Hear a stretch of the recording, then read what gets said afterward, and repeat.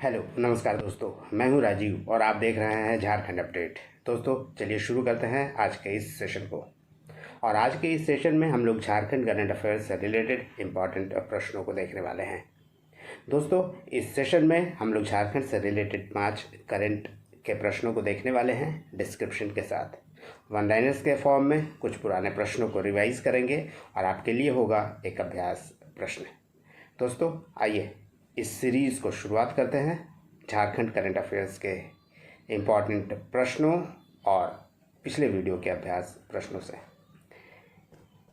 शुरुआत पिछले वीडियो के अभ्यास प्रश्न से, और यह प्रश्न था दोस्तों, नेशनल शूटर तारा शाहदेव के जबरन धर्म परिवर्तन के पुराने मामले में दोषी पति रकीबुल को कितने वर्ष की सज़ा सुनाई गई है? ऑप्शन ए 7 वर्ष की सज़ा, ऑप्शन बी 10 वर्ष की सज़ा, ऑप्शन सी 15 वर्ष की सज़ा अथवा ऑप्शन डी रकीबुल को उम्र कैद की सज़ा सुनाई गई है।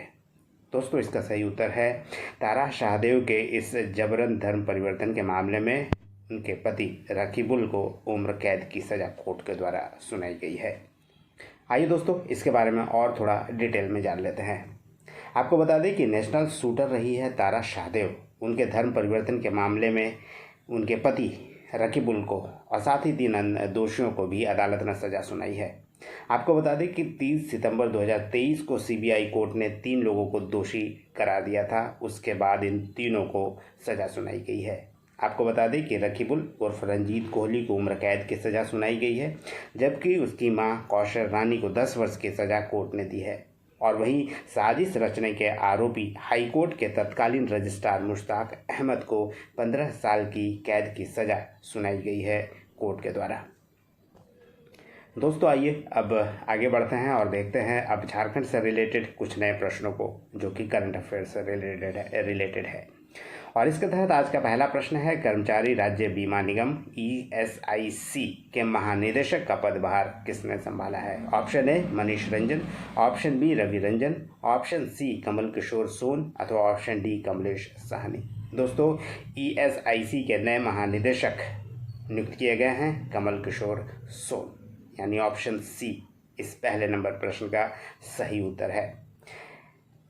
इसके बारे में और बता दें कि कमल किशोर सोन जो कि झारखंड कैडर के 1998 बैच के एक अधिकारी हैं, उन्हें ESIC का महानिदेशक नियुक्त किया गया है। और 31 मई 2024 को ESIC यानी एम्प्लॉइज स्टेट इंश्योरेंस कॉरपोरेशन के महानिदेशक का अतिरिक्त प्रभार उन्हें दिया गया है। आपको बता दें कि ESIC श्रम और रोजगार मंत्रालय के अधीन कार्यरत एक विभाग है। कमल किशोर अभी वर्तमान में ministry of labour and employment के डिपार्टमेंट ऑफ लेबर वेलफेयर में अपर सचिव और महानिदेशक यानी एडिशनल सेक्रेटरी और डायरेक्टर जनरल के रूप में कार्यरत हैं। आइए अब देखते हैं दूसरे नंबर प्रश्न को। और आज का दूसरा नंबर प्रश्न है, बिरसा मुंडा का 2024 में कौन सी पुण्यतिथि मनाई गई है? ऑप्शन ए 120वीं पुण्यतिथि, ऑप्शन बी 121वीं पुण्यतिथि, ऑप्शन सी 124वीं पुण्यतिथि अथवा ऑप्शन डी 125वीं पुण्यतिथि। दोस्तों इसका सही उत्तर है ऑप्शन सी, बिरसा मुंडा का 2024 में 124वीं पुण्यतिथि मनाई गई। आपको बता दें कि वर्ष 2024 में 124वीं पुण्यतिथि मनाई गई बिरसा मुंडा की, और 9 जून 1900 को रांची के जेल में उनका निधन हो गया था। और आपको ये भी बता दें कि झारखंड के अलावा बिहार, उड़ीसा, छत्तीसगढ़ और पश्चिम बंगाल के आदिवासी इलाकों में भी बिरसा मुंडा की जयंती मनाई गई धूमधाम से। और इन क्षेत्रों में बिरसा मुंडा को धरती आबा के नाम से यानी भगवान की तरह उन्हें पूजा जाता है और धरती आबा कहकर पुकारा जाता है। वहीं दोस्तों शॉर्ट में बिरसा मुंडा के बारे में आपको बता दें कि जन्म 15 नवंबर 1975 को हुआ था उलिहादी गांव झारखंड में, जो कि वर्तमान में खूंटी जिले में स्थित है। और बिरसा मुंडा को 3 फरवरी 1900 को जमकोपाई जंगल में अंग्रेज़ों ने गिरफ्तार कर लिया था और बाद में उनकी 9 जून 1900 को अंग्रेज़ों की कैद में रांची जेल में मृत्यु हो गई थी बिरसा मुंडा की। चलिए अब देखते हैं नेक्स्ट प्रश्न को। और नेक्स्ट प्रश्न है, झारखंड में 2024 लोकसभा चुनाव जीतने वाले व्यक्ति निम्नलिखित में से कौन है? Option A Kalicharan Munda, option B Joba Majhi, option C Manish Jaiswal अथवा ऑप्शन डी उपरोक्त सभी। दोस्तों 2024 में जो जीतने वाले हैं वो कालीचरण मुंडा, जोबा मांझी और मनीष जायसवाल, ये तीनों ही जीतने वाले हैं और तीनों ही पहली बार जीते हैं, यानी उपरोक्त सभी इसका सही उत्तर है। आपको बता दें कि 2024 18वीं लोकसभा चुनाव में बीजेपी ने कुल 8 सीटें जीती है और ये 8 सीटें गोड्डा से निशिकांत दुबे, चतरा से कालीचरण सिंह, कोडरमा से अन्नपूर्णा देवी, धनबाद से डुलू महतो, रांची से संजय सेठ, जमशेदपुर से विद्युत वरण महतो, पलामू से विष्णुदयाल राम और हजारीबाग से मनीष जायसवाल हैं। वहीं आजसू जो कि बीजेपी की सहयोगी है, एनडीए की सहयोगी, उसे एकमात्र सीट गिरिडीह का हासिल हुआ है जहां से चंद्र प्रकाश चौधरी चुनाव जीत गए हैं। वहीं इंडिया गठबंधन में जेएमएम को कुल 3 सीटें हासिल हुई है। राजमहल से विजय कुमार हांसदा, दुमका से नलिन सोरेन और सिंहभूम से जोबा मांझी। वहीं इंडियन नेशनल कांग्रेस 2 सीटें हासिल की है, कोटी से कालीचरण मुंडा और लोहरदगा से सुखदेव भगत। दोस्तों आपको वीडियो डिटेल में चाहिए तो इस संबंध में यानी झारखंड से रिलेटेड 18वीं लोकसभा में क्या स्थिति रही है आपको डिटेल में मिलेगा, डिस्क्रिप्शन में उसका लिंक अवेलेबल है। चलिए आगे बढ़ते हैं और देखते हैं प्रश्न नंबर 4 को। भारत के किस राज्य में झारखंड के मजदूरों पर हमले के बाद बड़ी संख्या में मजदूर वहां से वापस आ रहे हैं? Option A Manipur, option B Tripura, option C Sikkim अथवा ऑप्शन डी असम। सही उत्तर है दोस्तों ऑप्शन ई मणिपुर। मणिपुर की घटना के बाद वहां झारखंड के मजदूरों पर हमले के बाद वहां से लोग वापस आ रहे हैं। आपको बता दें कि 2024 की शुरुआत में ही प्रभावित मणिपुर के इम्फाल जो कि राजधानी भी है, वहां सशस्त्र अपराधियों द्वारा एक व्यक्ति की घातक गोलीबारी की गई और 2 अन्य वहां घायल हो गए, जिसके बाद बड़ी संख्या में वहां से मजदूर यानी झारखंड के मजदूर वापसी कर रहे हैं। आपको बता दें मणिपुर में जातीय संघर्ष कई दिनों से चल रहा है और वहां गैर मणिपुरी व्यक्तियों पर हमले का यह पहला घटना था।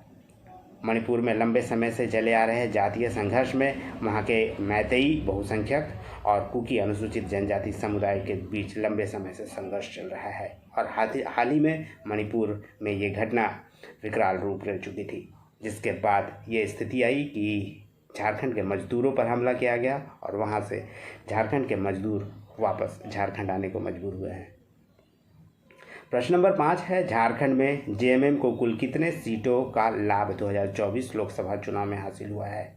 Option A 1, option B 2, option C 3 अथवा ऑप्शन डी 4।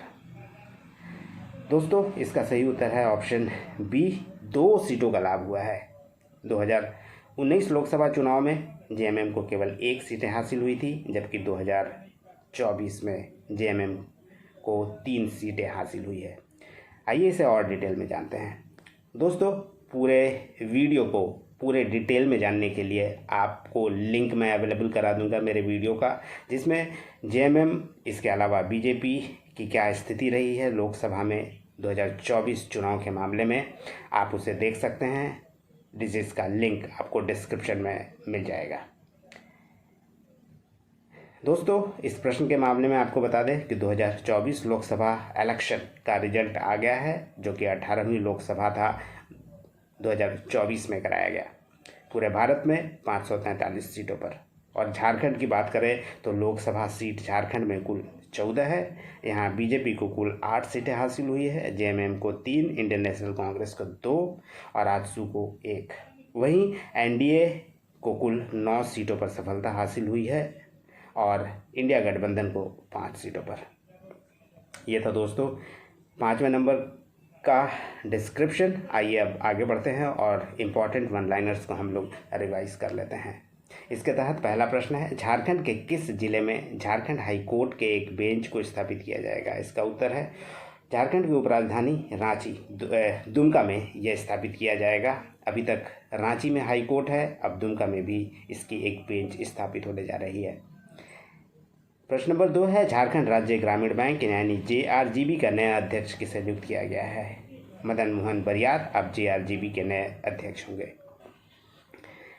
हाल ही में झारखंड पुलिस के संतोष बुबुंगा ने किस देश में world police body building championship में गोल्ड मेडल प्राप्त किया है? इसका उत्तर है कनाडा में उन्होंने कुल 2 गोल्ड मेडल जीता है। झारखंड में पूर्ण रूपेण नई शिक्षा नीति लागू करने वाला कौन सा विश्वविद्यालय पहला विश्वविद्यालय बन गया है? इसका उत्तर है दोस्तों CUJ, central university of Jharkhand. Jharkhand में मुख्यमंत्री पशुधन विकास योजना की शुरुआत कर दी गई है। योजना के तहत सरकार की ओर से कितने प्रतिशत तक सब्सिडी का निर्धारण किया गया है? आपको बता दें कि 50 से 90% तक सब्सिडी का निर्धारण किया गया है और इसका उद्देश्य किसानों का आय बढ़ाना है। नेक्स्ट प्रश्न है, झारखंड सरकार द्वारा ट्रांसजेंडर समुदाय के लोगों को पेंशन योजना के रूप में प्रतिमाह कितने रुपए दिए जाएंगे? दोस्तों, ट्रांसजेंडर समुदाय के लोगों को अब 1000 रुपये दिए जाएंगे पेंशन के तौर पर प्रतिमाह। वहीं झारखंड के कुल लगभग 14,000 ट्रांसजेंडर्स इससे लाभान्वित होंगे। नेक्स्ट प्रश्न है, आर्टिफिशियल इंटेलिजेंस यानी AI की मदद से मनोरोग का पता करने वाला देश का पहला संस्थान कौन बन गया है? इसका उत्तर है दोस्तों कांके का CIP यानी सेंट्रल इंस्टीट्यूट ऑफ साइकेट्री, जिसकी स्थापना 17 मई 1918 को कांके में की गई थी और रांची यूरोपियन ल्यूनेटिक एजाइलम के नाम से इस अस्पताल की स्थापना की गई थी 1918 में। जमशेदपुर की जया वर्मा सिन्हा किस संस्थान की पहली महिला चेयरमैन नियुक्त की गई है? इसका उत्तर है दोस्तों रेलवे बोर्ड की। झारखंड का पहला फ्लोटिंग सोलर पावर प्लांट में बिजली उत्पादन कहाँ प्रारंभ किया गया है? इसका उत्तर है टाटा स्टील फैक्ट्री के अंदर। क्षमता और निर्माण की बात करो तो 10.8 मेगावाट की क्षमता है और लगभग 80 करोड़ लागत आई है। नेक्स्ट प्रश्न है, झारखंड के किस प्रमंडल में लंपी वायरस की चपेट में आए मवेशियों का टीकाकरण किया गया? इसका उत्तर है संथाल परगना में लंपी वायरस काफ़ी फैल गया था, यानी लंपी स्किन डिजीज़ वायरस। यह बीमारी कैप्री पॉक्स वायरस नामक वायरस के कारण फैलती है। हाल ही में झारखंड के किस क्षेत्र में कोयला का विशाल भंडार का पता चला है? इसका उत्तर है दोस्तों राजरप्पा क्षेत्र, यानी CCL के राजरप्पा एरिया में कोयले का नया विशाल का भंडार पता चला है झारखंड में। दोस्तोों, आइए अब बारी है आज के अभ्यास प्रश्न की, और आपके लिए आज का अभ्यास प्रश्न है, वित्तीय वर्ष 2024-25 के लिए झारखंड विधानसभा में वित्त मंत्री ने कितने रुपए का बजट पेश किया है? Option A 1,16,418 crore, option B 2,16,418 crore, option C 1,28,900 crore अथवा ऑप्शन डी 2,28,900 करोड़। दोस्तों, इसका जवाब आप कमेंट में कर सकते हैं। नेक्स्ट सेशन में इसे हम लोग डिटेल में जान लेंगे। यह था दोस्तों आज का सेशन। उम्मीद करता हूँ पसंद आया होगा, आपके लिए काफ़ी इन्फॉर्मेटिव भी होगा। फिर दोस्तों मिलते हैं नेक्स्ट सेशन में, तब तक जुड़े रहिए झारखंड अपडेट के साथ। धन्यवाद।